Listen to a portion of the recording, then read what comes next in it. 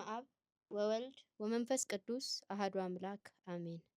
በስመ አብ ወወልድ ወመንፈስ ቅዱስ አሐዱ አምላክ አሜን። በስመ አብ ወወልድ ወመንፈስ ቅዱስ አሐዱ አምላክ አሜን። ሰላም ጤና ይስጥልኝ። እንደምን ሰነበታችሁ? አሜን። ሰላም እግዚአብሔር ከሁላችሁ ጋር ይሁን። ይህ በየሳምንቱ ቅዳሜ በዚህ ሰዓት ከምስካየ ኅዙናን መድኃኔዓለም ገዳም በተምሮ ማስተማር ሰንበት ትምህርት ቤት የመስማት የተሳናቸው ጉዳይ ክፍል ከማህበረ ቅዱሳን ቴሌቪዥን ጋር በመተባበር የሚያቀርብላችሁ ሳምንታዊ መርሃ ግብራችን ነው። እንኳን ለጌታችን ለመድኃኒታችን ለኢየሱስ ክርስቶስ በዓለ ልደት በሰላምና በጤና አደረሳችሁ አደረሰን። አሜን። የነቢያት ጾም እንዴት አለፈ? መቼም ሁላችንም ከጾሙ በረከት ተካፍለናል አይደል?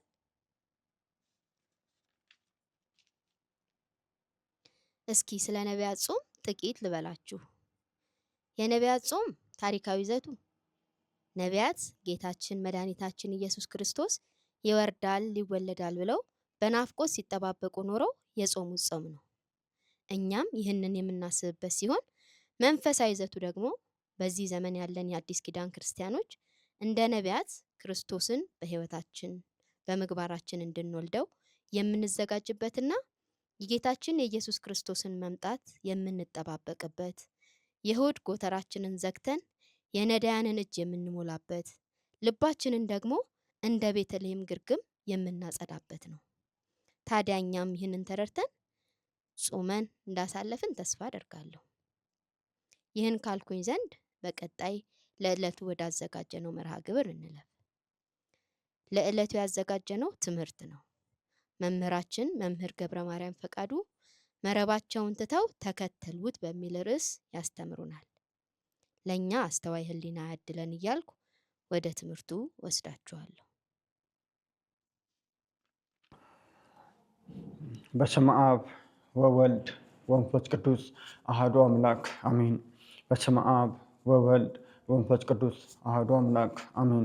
በስመ አብ ወወልድ ወመንፈስ ቅዱስ አሐዱ አምላክ አሜን። የተከበራችሁ የተወደዳችሁ የእግዚአብሔር ቤተሰቦች የእመቤታችን የቅድስት ድንግል ማርያም ቃል ኪዳን ልጆች በእግዚአብሔር ፍጹም ሰላምታ እንደምን አመሻችሁ፣ እንደምን አላችሁ? አሜን። እግዚአብሔር አምላክ ስሙ በእኛ በልጆቹ በሰማይ በመላእክቱ ለዘላለም የተመሰገነ ይሁን። ዛሬ እንደ እግዚአብሔር መልካምና ቅዱስ ፍቃድ የምንማማርበት የትምህርታችን ርዕስ የሚሆነው መረባችሁ ትተው ተከተሉ የሚል ትምህርታችን ርዕስ ይሆንናል። ይህን ርዕስ የምናገኘው በማቴዎስ ወንጌል ምዕራፍ 4 ቁጥር 20 ላይ እናገኘዋለን።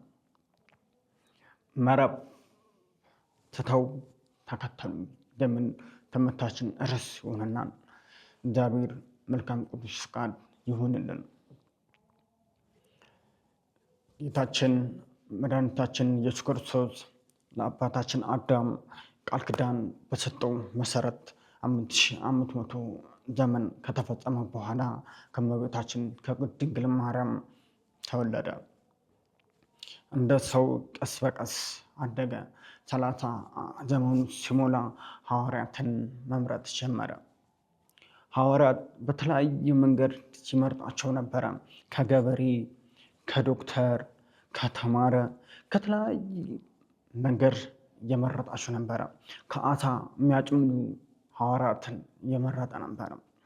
ጌታችን መድኃኒታችን ኢየሱስ ክርስቶስ በባህር እየሄደ ንስሐ ግቡ መንግሥተ ሰማያት ቀርባለችና ብሎ ወንጌል በማስተማር ጊዜ ወዳጁ ቅዱስ ዮሐንስ ከወንድሙ ከአባቱ ጋር አሳ ሲያጠምዱ ነበረ። ጌታችን መድኃኒታችን ኢየሱስ ክርስቶስ በባህሩ ቀርቦ እናንተ አሳ ከምጣዱ ሰው ላጥምዳችሁ ብሎ ምክር ሰጣቸው። ከዛ በኋላ ሐዋርያትን በመረጠ ጊዜ ቅዱስ ዮሐንስ ወንድሙ ያዕቆብ አብረው አባታቸውን ትተው መረቡን ትተው ጌታችን መድኃኒታችን ኢየሱስ ክርስቶስ ተከተሉ።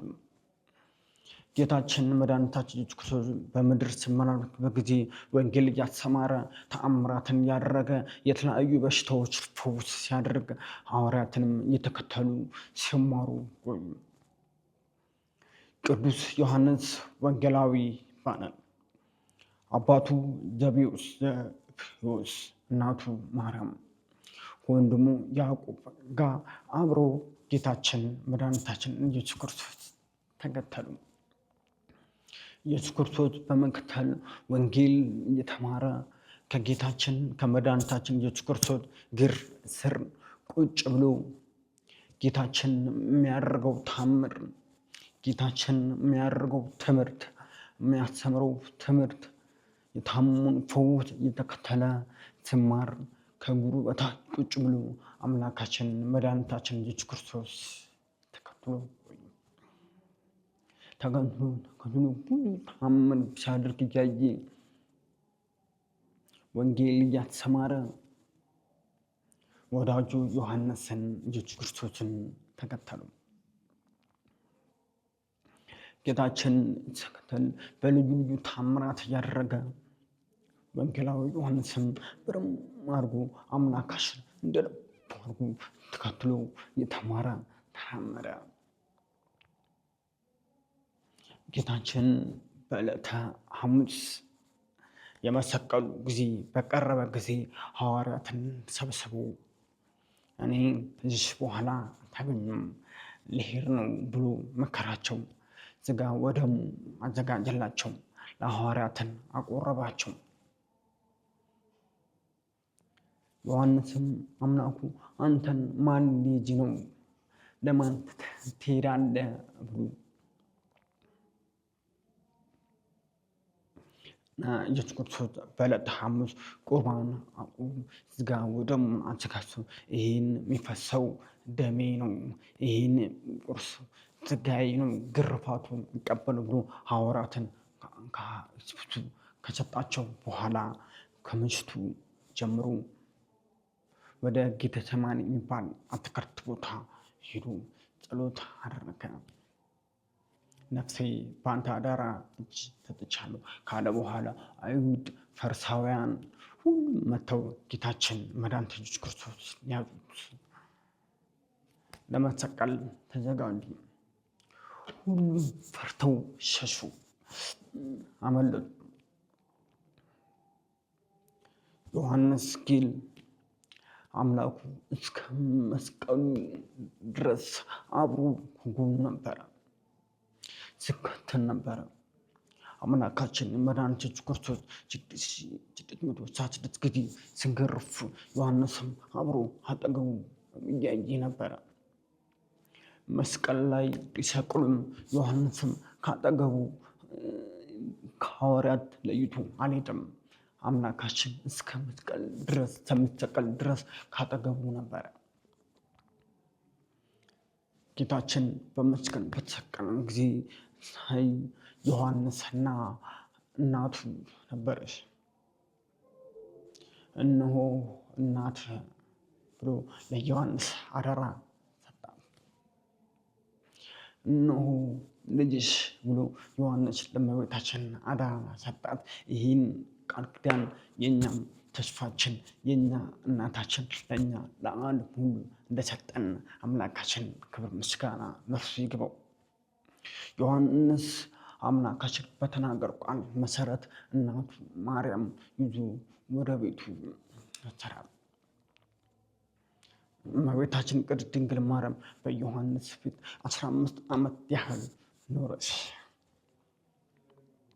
እና ዮሐንስ አምላካችን ስለሰቀለ አጅኖ እንዴት አምላካችን ተቁም ተብሎ በማጀን በመተከዝ ሴቶች ጌታችን መድኃኒታችን በሦስተኛው ቀን ከትንሣኤ በኋላ አምላካችን ሲነሳ ሴቶች ሄደው መቃብሩን አይተው አምላካችን በመቃብር እንደሌለ ሩጠው ወደ ሐዋርያት ያሉበት ነገሯቸው እና ዮሐንስና ጴጥሮስ ሩጦ ወደ መቃብሩ አምላካችን የተቀበረበት ቦታ ቀራኑ የሚባል ቦታ ሩጠው ተጓዙ። ዮሐንስ በወቅቱ ወጣት ስለነበረ ከአባታችን ጴጥሮስ ቀድሞ ፈጥኖ ቀራኑ ደረሰ። እንደደረሰም ግን መቃብር ቦታ አልገባም። አባታችን ጴጥሮስ እየጠበቁ ነበረ። ጴጥሮስ ከሐዋርያቱ ሽማግሌ አባት ነበረ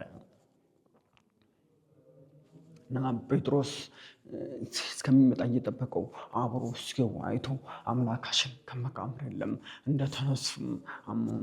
ደስ ብሏቸው ወደ ቤታቸው ተመለሱ። ከዚያን ጊዜ አምላካችን መድኃኒታችን ኢየሱስ ክርስቶስ በተለያዩ ቀናት እየመጣ ሐዋርያትን 72 አርድእት 33 ብዙ ቅዱሳን ጻድቃን ሲያጽናናቸው አይዟችሁ አትፍሩ ብሎ ምክር ሲሰጧቸው ነበረ።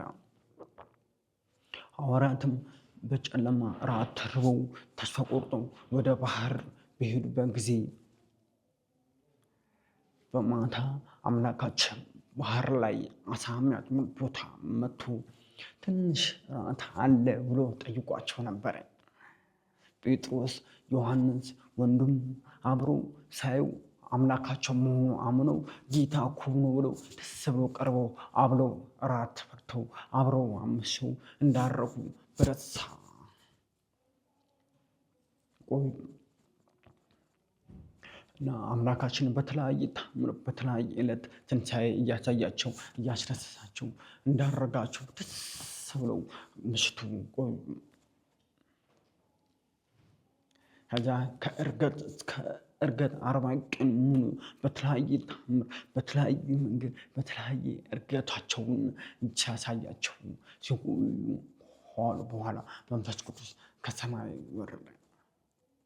መንፈስ ቅዱስ ለተለያየ ጸጋ ሰጣቸው።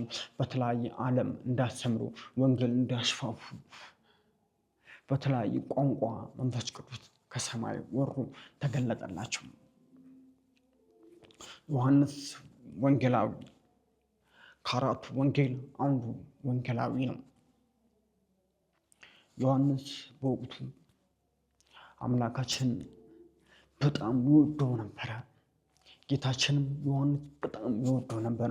ብዙዎቹም ዮሐንስና አምላካችን ፊታቸው ይመሳሰላሉ እያሉ ግራ ሲገባቸው ነበረ እና ዮሐንስን ሳስተምር የአምላካችን ቃል ተቀብሎ ወንጌልን ጽፏል፣ ራእይም ጽፏል፣ የተለያየ ተአምር አድርጓል።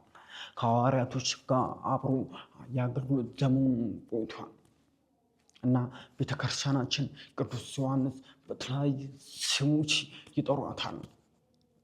ዛሬ ቤተክርስቲያናችን የምንጠቀምባትን ቅዱስ ዮሐንስ የተለያዩ ስሞች እንዳሏት ታስተምረናለች። ቅዱስ ዮሐንስ በሕይወቱ በኑሮ ጌታችን ይመስል እንደነበረ ጌታችን በጣም ይወዱ ስለነበረ ሕይወቱም ሁሉ ጌታችን መምሰል ስለነበረ ስሙ የጌታ ወዳጅ ወይም ፍቅረ እግዚኦ ብሎ ስም ተሰጥቶታል። ሌላ ደግሞ ስሙ ዮሐንስ ዘብዴዎስ ይባላል። በአባት ስም ይጠራል። ዮሐንስ ወልደ ዘብዴዎስ የዘብዴዎስ ልጅ ዮሐንስ ሌላ ስም አለው። ሌላ ደግሞ የጌታችን ተአምር እየሰበኩ የጌታችን ስራ እየተናገሩ ወልደ ነጎድጓድ የሚል ስም ተሰጥቶታል። ሌላ ደግሞ የሚገርመው ነገር ዮሐንስ የጌታችንና የአምላካችን ማንነቱ በደንብ ለመጻፍ ፈለገና እዛ በኋላ ዮሐንስ ከባህር ዳር ውጭ አምላካችን መለኮት በደንብ አድርጎ ለመጻፍ ፈለገና መጽሐፍ አዘጋጁ። መጽሐፍ ሲጀምር የእግዚአብሔር መልአክ ተልኮ መጣ። የእግዚአብሔር መልአክ መቶ እንቁላል ቅርፊት የሆነ የእንቁላል ግማሽ በሱ ባህር ትልቅ ባህር በእንቁላል ቅርፊት እየቀነሰ ዮሐንስን ያየዋል። እንዴት በዚህ ቅርፊት እንቁላል ውሃ እንዴት ትቀንሳል? ምን እያረክ ነው ብሎ ሲጠይቀው መልአኩ እኔ ይህን ባህር ውሃ በቅርፊት እየቀነሱት ብሎ መለሰለት። ዮሐንስ እንዴት በዚህ እንቁላል ቅርፊቷ እንዴት ይህን ያህል ባህር ልትቀን ትችላለህ ብሎ ጠየቀው። መልአኩ እኔ እሻላለሁ አንተ ግን አምላክ ማንን ትጽፍ አይከብድም ብሎ ሲጠይቀው ዮሐንስ ገባው። ምክንያቱም አምላክ መመርመር አይቻልም፣ ከባድ ነው፣ መለኮታዊ ነው። ስለዚህ እኛ አምላክ የምንመረበት አቅም የለንም። ስለዚህ ዮሐንስ ምን አለ? ገባውና በመጀመሪያ ቃል ነበረ፣ ቃል በእግዚአብሔር ዘንድ ነበረ ብሎ ቀጥሎ የአምላካችን መለኮትን መጻፍ ጀመረ። በዚህ ምክንያት ይህን ጥቅስ ስለጻፈ ምክንያት ነገረ መለኮት አጭፍቶ በመጻፍ ታጉሎስ ተብሎታል። ነገረ መለኮት ስለጻፈ መለኮት ነገር የጻፈ ዮሐንስ። ሌላው ደግሞ ዮሐንስ ባለ ራእዩ ይባላል። ምክንያቱም ቅዱስ ዮሐንስ ያለፈው ዓለም ለሚመጣው ዓለም በራእይ መጽሐፍ መጨረሻ ላይ ጽፎ አስቀምጧል። ስለዚህ ዮሐንስ ራእይ ተብለን ስሙ ተሰጥቶታል። ሌላው ደግሞ ቁጥረ ፊት የሚል ስም ተሰጥቶታል። ምክንያቱም ቅዱስ ዮሐንስ ጌታችን መድኃኒታችን ኢየሱስ ክርስቶስ ከተሰቀለ በኋላ 70 ዓመት በምድር ኖሯል። 70 ዓመት ሙሉ ፊቱን ጥቁር በማኩረፍ በማዘን እንዴት አምላካችን በመስቀል ላይ ሰቀሉት ብሎ በመሰቃየት ፊቱ ጥቁር ተብሎ ስም ተሰጥቶታል። በማዘን ምክንያት 70 ዓመት ሙሉ በሐዘን አሳልፎታል። ከዛ በኋላ ወንጌል ሳስተምር ወንጌል ሳገልግል ከብዙ ዘመናት በኋላ በሀገር ወቅት ንጉሱ ጥማሩስ የተባለ ታላቅ ንጉስ ነበረ እና ንጉሱ ልጁ በጣም ስለታመመ መዳን ፈለገ። በብዙ ወር ሲወራ አምላካችን መድኃኒታችን ኢየሱስ ክርስቶስ በቀራንዮ ተሰቅሏል። ስለዚህ ያ ቦታ የመድኃኒት አለው ብለው ሲነግሩት ንጉሱ ሰማ። ስለዚህ ልጁን ይዘው ወደ ቀራንዮ አምላካችን የተሰቀለበት ቦታ ልጁን ያ ቦታ ሲነካ ልጁ ዳነ። ከዛ በኋላ ንጉሱ ቦታ ተሰቀለ የነበረው አምላካችን መድኃኒት ኢየሱስ ክርስቶስ ፊቱ ማየት እፈልጋለሁ። ስለዚህ ማነው ይችልልኝ? ማነው ሳሊ ፈልጉ ብሎ ትእዛዝ አወጀ። እንዳጋጣሚ ሲፈልግ ወንጌላዊ ቅዱስ ዮሐንስን አገኘው እና እባክህ አምላካችን ፊት ተሰብስቧል፣ እባክህ ሳልልኝ ብሎ አዘዘው።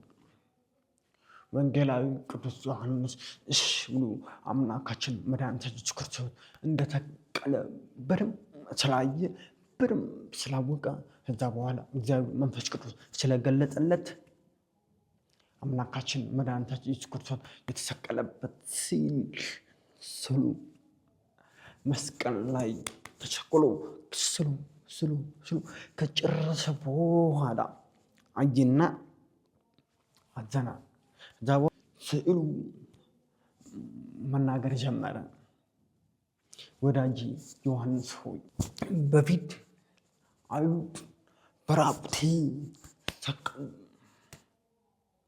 አንተም በራቁቴ ሳልከኝ ብሎ ሲነግሩ ዮሐንስ ደነገጠ። አምላኬ ጌታዬ ይቅር በለኝ፣ እንዲህ ላድርግ እንዲህ ልሳል ብሎ ጠየቁ። በወቅቱ ኬሌሜዳ ቀይ ልብስ አልብሶ ነበር እና ኬሌሜዳውን ሸፍንን ብሎ አዘዘው። ቅዱስ ዮሐንስ ተቀብሎ ኬሌሜዳ ቀይ ልብስ ሸፈኑ። ስለ እታች እኮ ቀይ የተሸፈነ ልብስ አለበት። ከዛ በኋላ አይሁዱ በጣም ስለሚወደው ሰው በደንብ አድርጎ ታመው እና ለአንድ ሰዓት ተኩል ያህል ሰውን በደንብ አድርጎ ስሙታል እና ውኑታል። እና ለመጀመሪያ ጊዜ የአምላካችን ኢየሱስ ክርስቶስ ስቅለት ስዕል የሳለው ቅዱስ ዮሐንስ ነው። ስለዚህ ቅዱስ ዮሐንስ ወንጌልን በማስፋት አምላካችን ሲመችል ስለነበረ ራእይም ስለጻፈ ሐዋርያት ጋር የአገልግሎት ዘመኑ ሲያገልግል በእትያ ሀገረ ስብከት በሰፊ ሲያገልግል ቆይ ከብዙ ዘመናት በኋላ በሐዘን ስለቆየ 70 ዓመት ሙሉ በሐዘን ቆይቷል። ምክንያቱም አምላካችን መድኃኒታችን ኢየሱስ ክርስቶስ በመከራ ሲቀበል ለመስቀል እስከሚሰቀል ድረስ ስላደረሱ ያን በጣም ስለከፋው እግዚአብሔር አምላካችን ወንጌላዊ ዮሐንስን በጣም ሲወድ ስለነበረ ከዚህ በኋላ በእድሜ እንዳያጅብ ስለፈለገ አምላካችን መድኃኒታችን ኢየሱስ ክርስቶስ ቅዱስ ዮሐንስን ጥር 4 አንተ ሞት አይገባህም እና ብሎ ሳይሞት የተሰወረበት ቀን ጥር 4 ነው። ታላቅ ዓመታዊ በዓል ነው። ስለዚህ ጥር 4 ቅዱስ ዮሐንስ ዓመታዊ በዓል ስለሆነ በዓሉ የሰላም የጤና የፍቅር እንደሆነልን አምላካችን ቅዱስ ፍቃድ ይሆነልን። ስለዚህ ቅዱስ ዮሐንስ አምላካችን በመከተል አሳ ሲያጥም የነበረው ትቶ አባቱን ነቢይ ትቶ ከወንድሙ ያዕቆብ ጋር አምላካችን መድኃኒታችን ኢየሱስ ክርስቶስ ይሻለኛል በማለት ተከተለ። ከአምላካችን ጋር ቆይቶ ጌታችን ኢየሱስ ክርስቶስ የሚያደርገው ታምርን ስብከቱ እያየ እየተመለከተ በጣም የተማረከ ቦታው የሰላም የንስሐ ረፍት የሆነበት ቦታ አምላካችን መድኃኒታችን ኢየሱስ ክርስቶስ እኔ የምሰጣችሁ ሰላም ዓለም እንደምሰጠው ሰላም አይደለም ባለው ቃል መሰረት ቅዱስ ዮሐንስን ሂዶ አምላካችን መከተል ይሻለኛል ብሎ ወንጌልን ተማረ። የአምላካችን ሰላም ይሻለኛል፣ የአምላካችን ፍቅር ይሻለኛል። የአምላካችን ፍቅር ሰው ጌታችን መድኃኒታችን ኢየሱስ ክርስቶስን ተከተለ። ሲከተል በጣም ብዙ ስሞች ተሰጠው፣ በጣም ብዙ ማዕረግ ተሰጠው። ከዚያም አልፎ ሞት አይገባም ብሎ አምላካችን ከሞት ሰወረው። ይህ ጥር 4 ቀን ከሞት የተሰወሩ ቅዱሳን መካከል አንዱ ቅዱስ ዮሐንስ ነው። ከዛ በጣም ብዙ ሞት ሳይቀምጡ የተሰወሩ ቅዱሳን አሉ። ኤልያስ፣ አቡነ አረጋዊ የተለያዩ ቅዱሳን ሞት ሳይቀምጡ የሰወሩ ናቸው። ስለዚህ ከእነሱ መካከል አንዱ ደግሞ ወንጌላዊ ቅዱስ ዮሐንስ ነው። እሱም የተሰወረበት ቀን ጥር 4 ነው። ይህም ታላቅ ዓመታዊ የቤተክርስቲያን እንቁ የሆነ ሐዋርያ ወንጌላዊ ነው። ስለዚህ እኛም ከቅዱስ ዮሐንስ ወንጌል የምንማረው ምንድነው? እስከ መጨረሻ ድረስ አምላካችን ጠንቶ እንደጠበቀ እኛንም እስከ መጨረሻ ድረስ በቤተክርስቲያናችን ጠንተን መኖር ነው። ቤተክርስቲያናችን የክርስቶስ አምሳል ናትና እኛም እስከ መጨረሻ ባለን ቤተክርስቲያናችን ጽናትን መቆየት፣ በቤተክርስቲያኑ የተለያዩ አገልግሎቶችን ማገልገል፣ በቤተክርስቲያን ዕለት ዕለት እየመጣን ቤተክርስቲያናችን ሰላም ክብርን መስጠት፣ ወንጌልን ማስፋት፣ የተለያዩ ነገሮችን ማሰማር፣ ማገልገል። ይህን ከቅዱስ ከወዳጃችን ከወንጌላዊ ቅዱስ ዮሐንስን እንማራለን። ቅዱስ ዮሐንስን አባቱን ትቶ አሳ ሲያጥር የነበረውን ስራውን ትቶ ጌታችን ተከተለኝ ባለው ቃል መሰረት አምላካችን ተከተሉ። የአምላካችን ስራ አይቶ የአምላካችን ትምህርት አይቶ እስከ መጨረሻ ከሐዋርያት ሁሉ እስከ መጨረሻ ጽናት የቆየ ምንም ችግር ቢፈጠር ያልሸሸ ሐዋርያ ቅዱስ ዮሐንስ ነው። ሌሎች ሸሽተዋል፣ ግን በንስሐ ተመልሰዋል። ስለዚህ ቅዱስ ዮሐንስ ታላቅ አባታችን፣ ታላቅ መመራችን፣ ታላቅ የወንጌል መመሪያ አባታችን ነው። ስለዚህ እኛም የቅዱስ ዮሐንስን ወንጌል ተከትለን በቤተክርስቲያናችን እስከ መጨረሻ ቆይተን ቤተክርስቲያናችን የተለያየ ፈተና አሏት፣ የተለያየ ችግር ያጋጥማታል። ስለዚህ እኛንም በምንችለው አቅማችን እስከ መጨረሻ ቅዱስ ቅዱስ ዮሐንስ ወንጌልን ተከትለን እንድንቆይ ቅዱስ እግዚአብሔር ፈቃድ ያደርገልን። ጥር 4 ዓመታዊ ታላቅ ወንጌላዊ ቅዱስ ዮሐንስ በዓል ነው። ሁላችን መልካም በዓል እንዲሆንላችሁ እመኛለን። እግዚአብሔር አምላካችን የቅዱስ ዮሐንስ በረከት፣ ምልጃ፣ ጸሎት ከሁላችን ድረስልን። ወስብሐት ለእግዚአብሔር።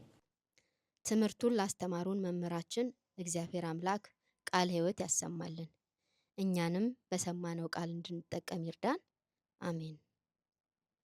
እንግዲህ በዚህ ወር ብዙ አበይትና ንዑሳን በዓላት የምንዘክርበት ነው።